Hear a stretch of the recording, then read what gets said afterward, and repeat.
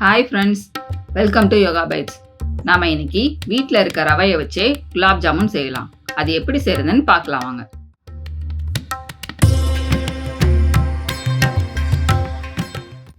First ஒரு pan எடுத்துக்கலாம்.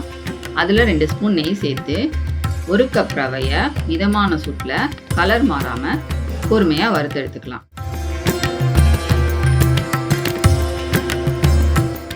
பாருங்க, இந்த மாதிரி கட்டி இல்லாமல் வறுத்து எடுத்துக்கோங்க.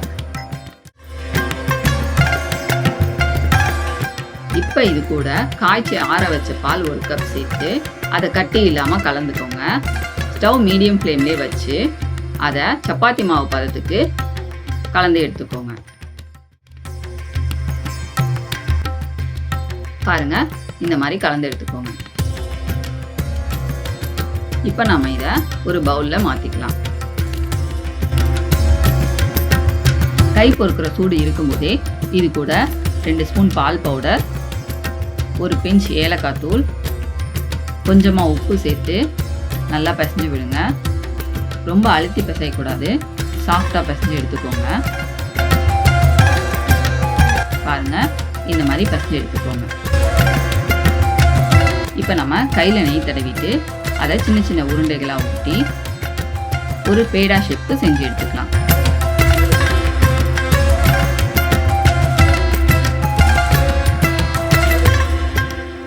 பாருங்க, இந்த மாதிரி செஞ்சு எடுத்துக்கோங்க. இதே மாதிரி மீத இருக்க மாவு எல்லாத்தையும் செஞ்சு எடுத்துக்கோங்க. இப்போ நம்ம பாகு ரெடி பண்ணிக்கலாம். அதுக்கு ஒரு பேன் வச்சு 1 கப் ரவைக்கு 1 கப் சர்க்கரை சேர்த்துக்கோங்க. அதுக்கு 1.5 கப் தண்ணி சேர்த்து நல்லா கொதிக்க விடுங்க.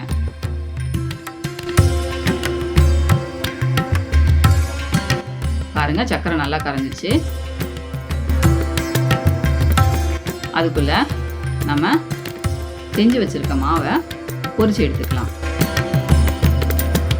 அதுக்கு ஒரு கடாயில் எண்ணெய் சேர்த்து எண்ணெய் நல்லா சூடானதுக்கு அப்புறமா செஞ்சு வச்சிருக்க மாவை அதில் சேர்த்து பொரிச்சு எடுத்துக்கலாம்.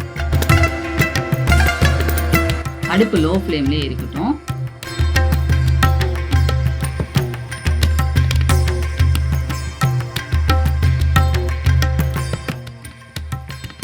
இந்த மாதிரி பொறுமையாக 2 பக்கமும் திருப்பி விட்டு கோல்டன் ப்ரௌனா வேக வச்சு எடுத்துக்கோங்க. பாருங்க, நல்லா கோல்டன் ப்ரௌன் ஆயிடுச்சு. நாம இப்போ இதை எடுத்துக்கலாம். பாகு நல்லா கொதிச்சிருச்சு. இதுக்கு ஒரு கம்பி பதம் தேவையில்லை. தொட்டு பார்த்தா இந்த மாதிரி ஸ்டிக்கியாக இருந்தால் போதும். இப்போ நம்ம இதை ஒரு பவுலில் மாற்றிக்கலாம். பொரிச்சு வச்சுருக்க குலாப் ஜாமுன் எல்லாத்தையும் இதில் சேர்த்து 10 நிமிஷம் ஊற வச்சு துருவன நட்ஸ் ஆட் பண்ணி சர்வ் பண்ணிங்கன்னா ரொம்ப நல்லாயிருக்கும். இந்த தீபாவளிக்கு ரவா குலாப் ஜாமுன் செஞ்சு உங்கள் ஃபேமிலியில் இருக்க எல்லாரையும் அசத்திடுங்க.